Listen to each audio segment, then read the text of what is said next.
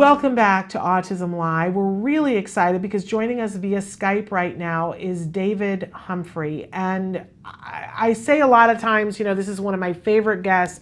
I want to tell you that more often when I'm out in public and talking to people and they talk to me about what's been the biggest thing or the most exciting thing, I'm always going to be saying David Humphrey because he gets me inspired. He talks about things and the research that's being done, and I get really hopeful whenever David is on the show. So we're thrilled to have him back with us. And David is coming to us from Kirkman Labs, but that's really not the focus. We really invited David to come and talk with us specifically about what P2I and about what we know now that we didn't know before, because I think there's a lot of confusion out there. So first of all, welcome back to Autism Live, David. Well, thank you. And thank you for the kind words. I really have enjoyed the relationship with you over the years, and thank you for having me back. Well, thrilled, because as I said, I always feel hopeful. I have this thing in my head where I always say, well, smarter minds than mine are working on things, and I never feel closer to that than when I'm talking to you. So we're going to let you do some talking. You've got some slides because you're going to educate us a little bit. So where do you want to start, David? Okay, so I'm going to start with a name most of your viewers won't know, and that's the Form Institute. It was formed 15 years ago for the purpose of taking very complex products and special needs, problem solution, and publishing for the benefit of the parents and the children. And that's a group I'm representing here today. So slide 2 is our current vision, and the vision is really a bold one. It's to reduce chronic disease in the world's children with prevention protocols. And we believe we're not talking about a small dent. We think we can reduce chronic disease within 10 years, including autism, chronic conditions is autism, by about 50% within 10 years, and that's the goal. The third slide gives a little history. We started 15 years ago. We set in motion about $70 million worth of funding for autism research with NIH. That resulted in a whole range of medical protocols. On our group was the current or past president of the American Pediatric Association. That resulted in insurance coverage in most states for medical conditions and lots of NIH publications. And we did that on slide number 4 with publishing really comprehensive major inserts in pediatrics. So the primary one we started was Gastro is Connected with Autism. It was 75 pages, and it was done by 26 of the top gastroenterologists in the country, led by Tim Bowie and Margaret Bowman. Slide number 5 is what I've been part of in the last 15 years in this community, starting with meeting and the attorney for Bernie Rimmel, and that is, these aren't just numbers. These are kids we love. These are kids that are miserable every day with gastro conditions. And because of the publication, we were really excited about the fact that now it's become pretty well established that kids with autism, many of them, at least half, have medical conditions, and the primary one is gastro conditions. The last paper we did, and by the way, that paper won one of the top 5 papers of the year by the government agency IAC. We just recently published one a couple of years ago, and that was with Margaret Bowman, early identification. And here's what's really exciting about it. We said identification can occur in 1-year-olds before the autism symptoms develop, and it can be corrected and prevented. And Doreen Grand-Pache is on our board. And by the way, for those of you that know her, you'll love her because she's done some pioneering work with 1-year-olds, and we're really able to put together some exciting programs. The problem is, on slide number 7, the United States is catastrophically inefficient in medical care, especially with special needs children, especially with diagnoses, treatment, and be able to have significant recoveries. Slide number 8 is the reason why, is our medical system was set up to treat things that can be solved like tuberculosis, mumps, measles, hepatitis. And what's happening, as you can see on the right-hand chart, is all of the autoimmune conditions, autism, ADD, Crohn's disease, multiple sclerosis, are absolutely exploding in numbers. So now we have an unbelievable figure where back 40 years ago, only 5% of the children had chronic conditions by the age of 10. Now 38% of the children have chronic conditions that will last a lifetime. That's from 5% to 38%. And this chart is absolutely the best one to explain why. These are autoimmune conditions. Almost all of them have their roots during the pregnancy period. Slide number 9 is the American Medical Association has said, our medical system is not going to work unless we start predicting and preventing diseases. Clear and simple. That's the key to it.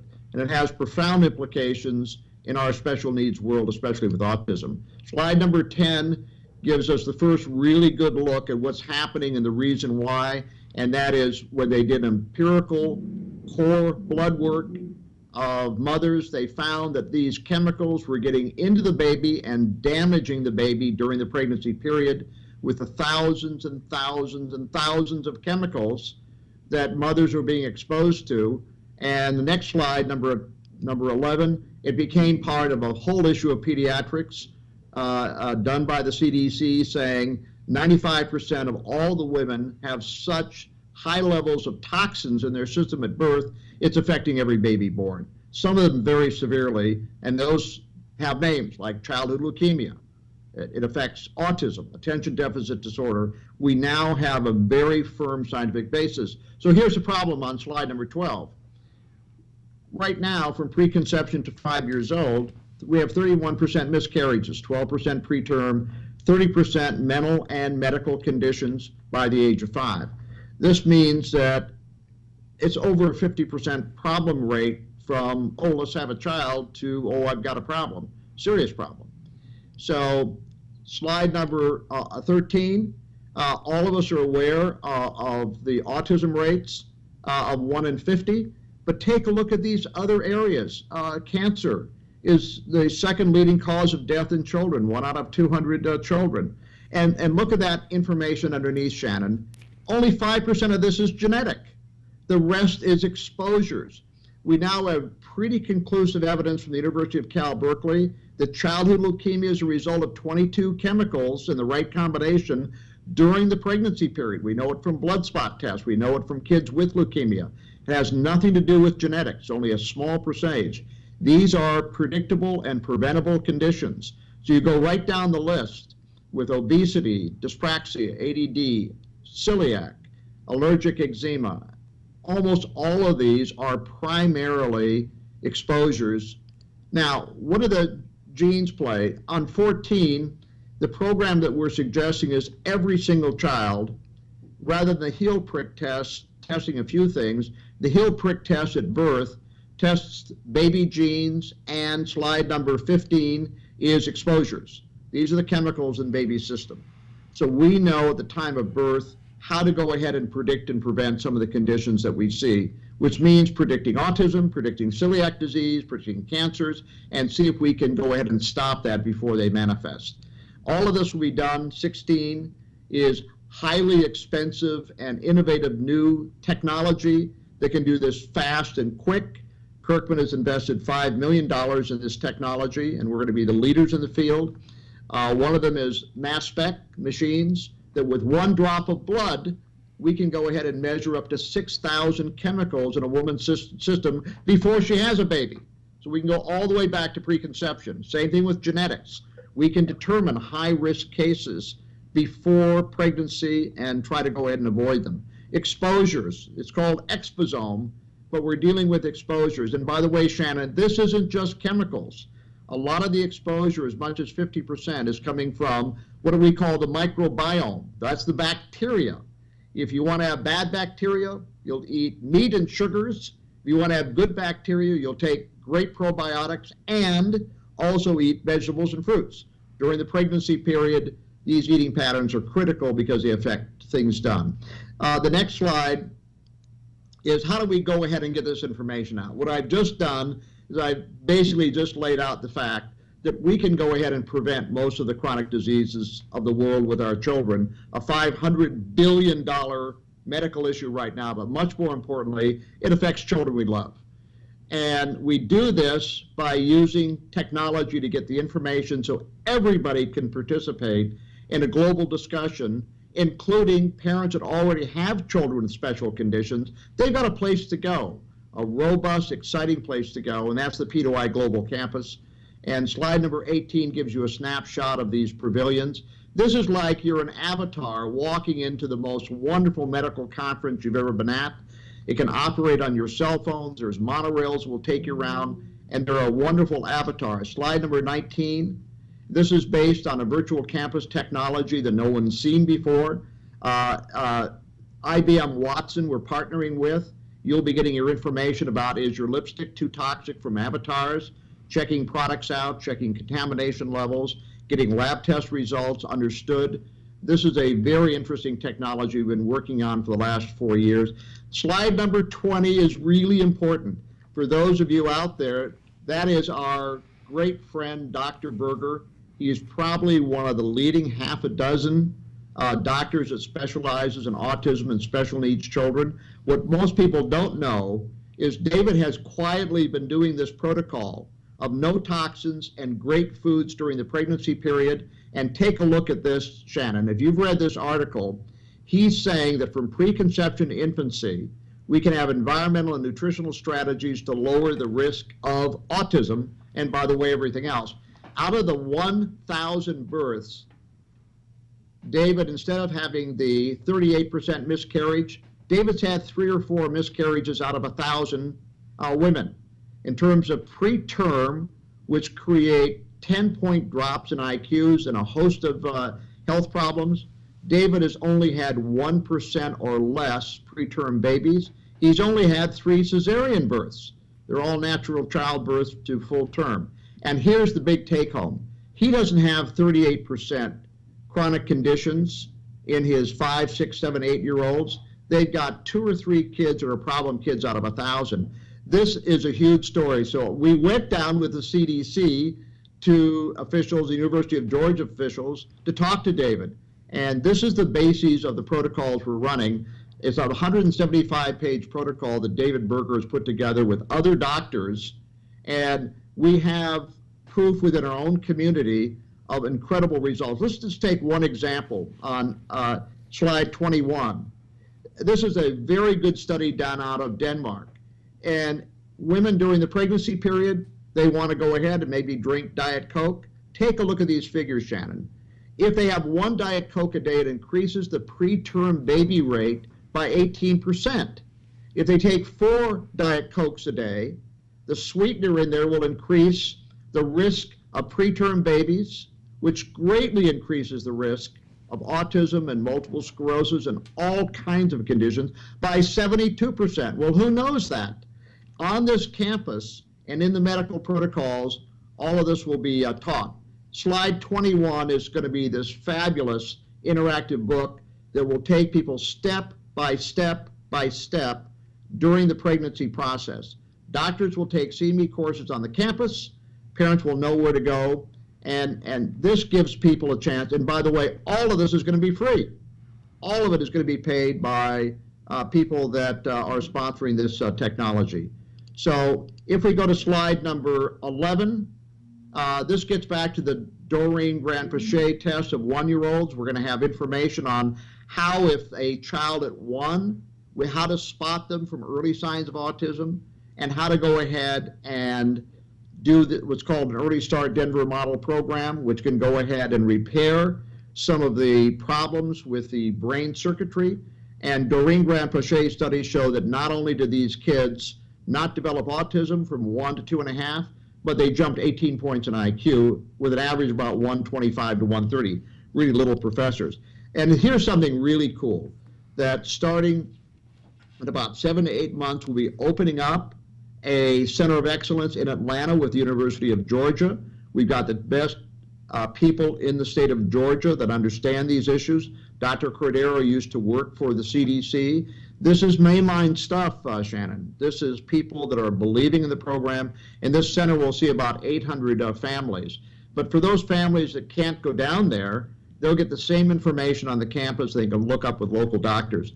We also want to develop pavilions on the campus for parents with children so they can communicate with each other, they can gather information, and there'll never be a charge for information on the campus. You can take the CME courses along with the doctors for free.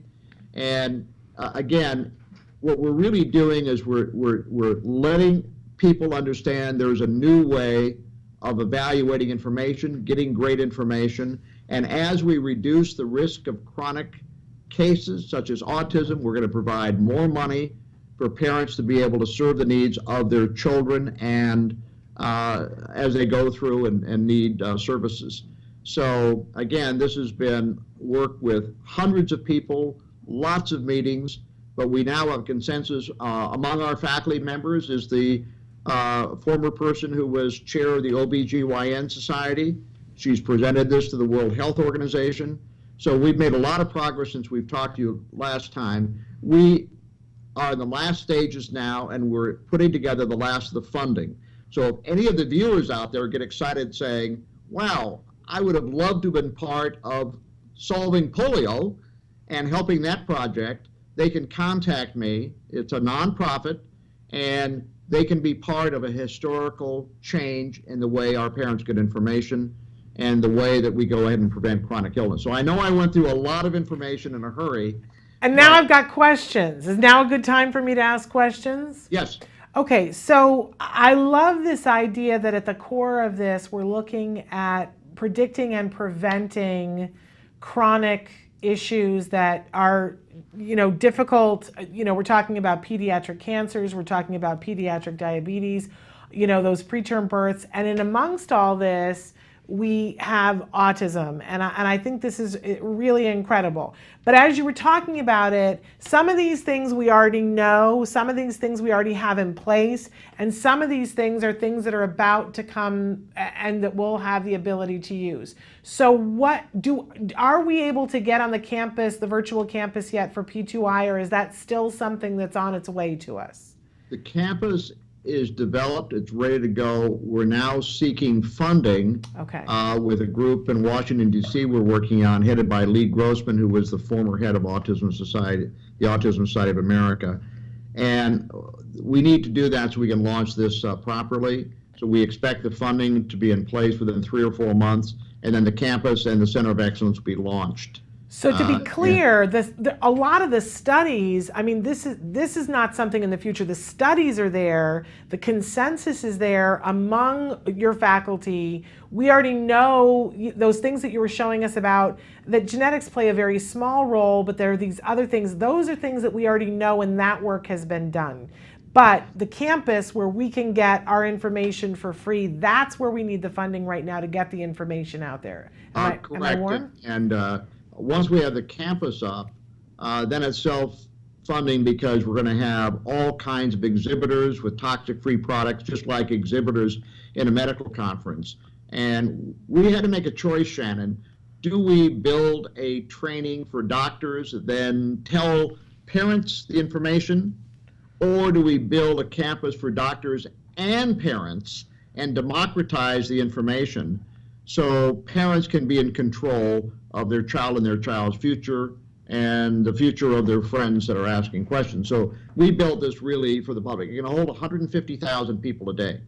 And I thank you for that. It's one of the reasons why I love talking to you, because I think you get it, that this is moving at such a fast rate that parents need the information. And so I love this. Now, in talking to you last week, and this is one of the reasons why I get so excited, because there's so much information.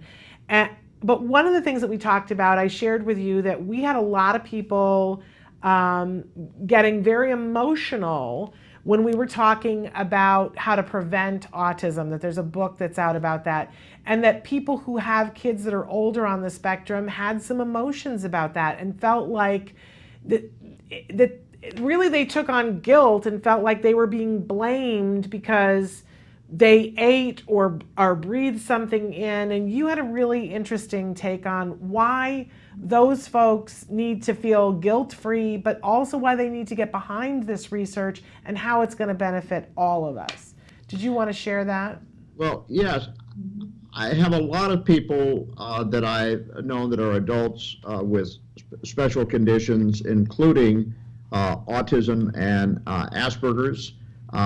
And the part I notice is many of these people are highly intelligent. I don't believe that what's happening with autism is a defective gene. I think the autism genes are creating difficulty when the frontal lobar area is affected by pesticides. And what we're going to find is what Doreen found, and that is that we can get rid of the damage caused by the toxins and pesticides during the pregnancy period.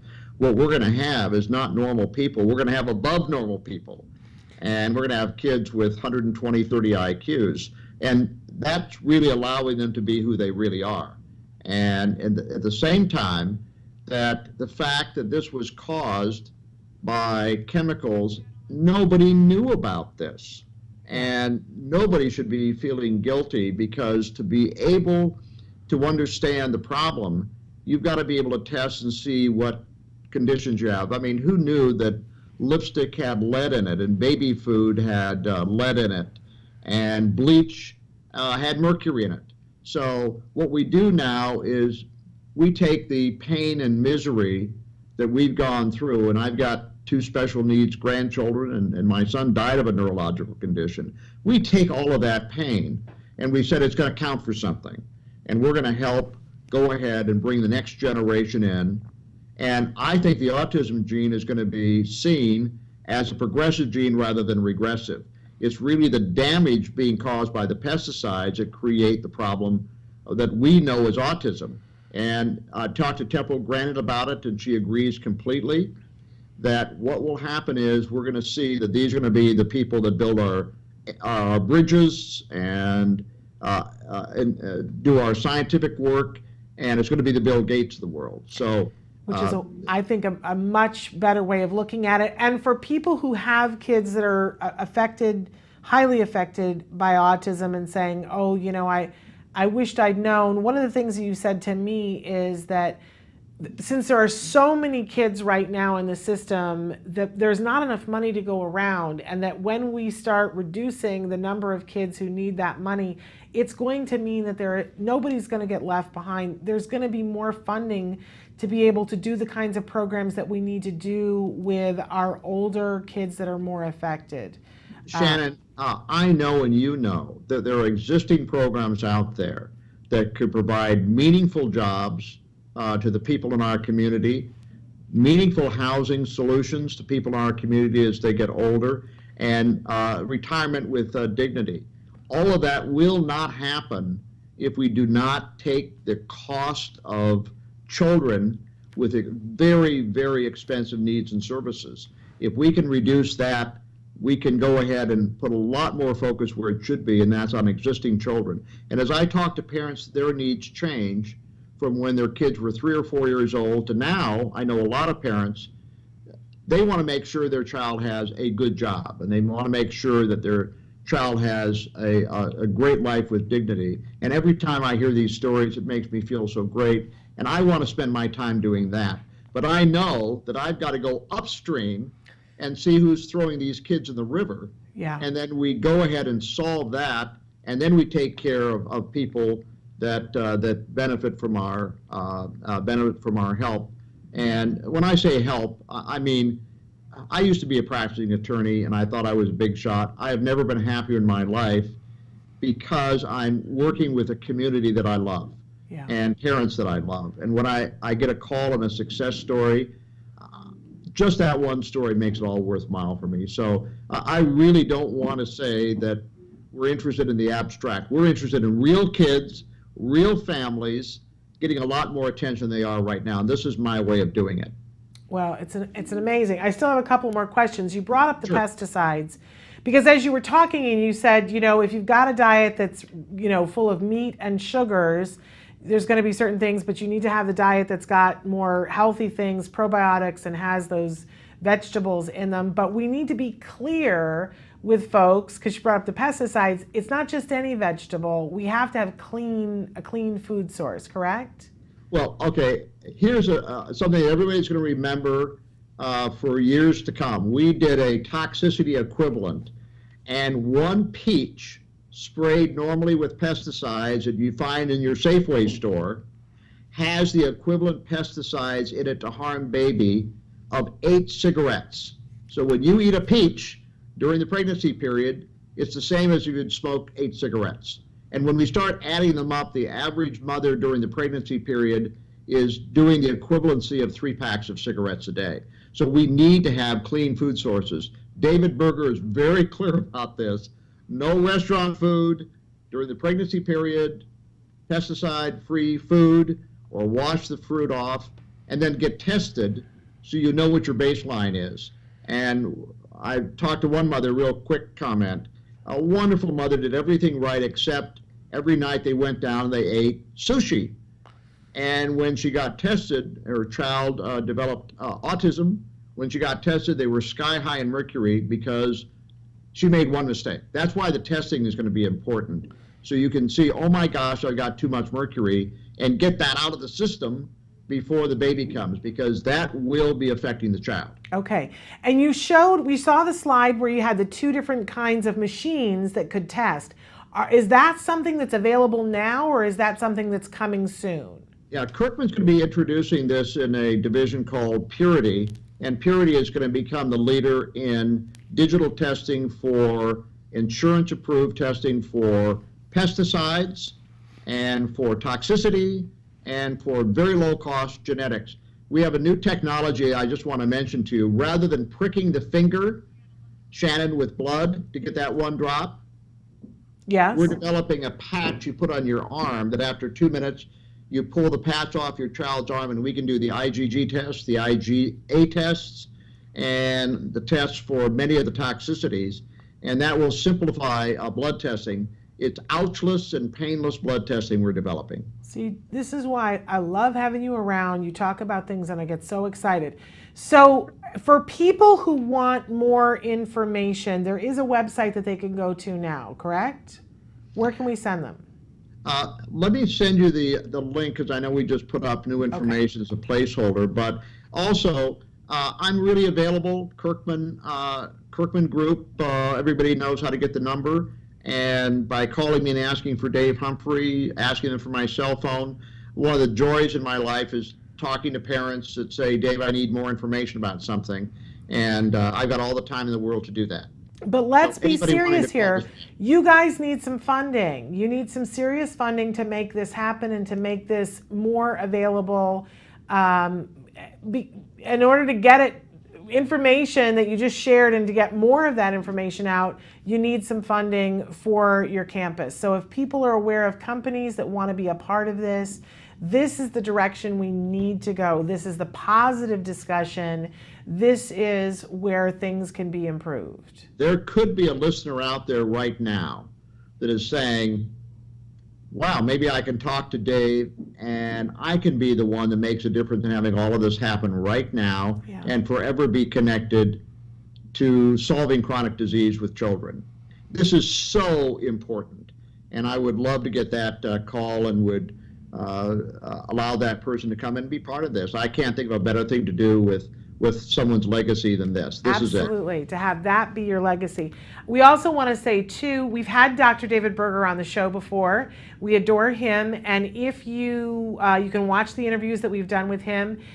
If you are thinking of having another baby, or you know someone who is, and you would like to reduce your risk significantly for all of the things that we talked about, having a miscarriage or a preterm baby, having a baby that is born with any kind of chronic disease, or a child that will eventually develop autism, if you want to significantly, more than anything else has ever reduced your risk, have that happen. It's a very specific, there is no one size fits all. You can talk to Dr. David Berger. If you have telehealth in your state, I know because he's been on the show before, you can do telehealth with him. If you have a naturopath here, they can telehealth with him in Florida, or you can go visit him in Florida. And 1,000 births, and his statistics are unmatchable. I'll end with one thing, because I know our time is short. David helped form a group called MAPS with me, Medical Academy of Special Needs Physicians. And David went 3 years ago and taught his protocol for P2I, along with a couple of others associates, in front of 200 doctors. And they all listened with disbelief because they couldn't believe what a successful record he had. And here's the cool thing. 3 years later, most of those doctors came back for a refresher course we just had. Yeah. And They had been delivering by that time hundreds of babies. They're getting exactly the result as Dr. Berger. In other words, this stuff is really exciting. Yeah. Because you all out there have friends, maybe you're thinking about another child. This is a route to go, and you're exactly right. David either would know somebody or he himself could accommodate you. But look, we're looking at getting this available in everybody's hometown free. Yes. So thank you so much, Shannon. Thank you. We adore you, and we look forward to having you back on whenever you have time. Okay, and actually you're my hero too. You've done so much for this community, and we all just really treasure the fact that you're here for us. So thank you, Shannon. Thank you. Thank you. You're the treasure.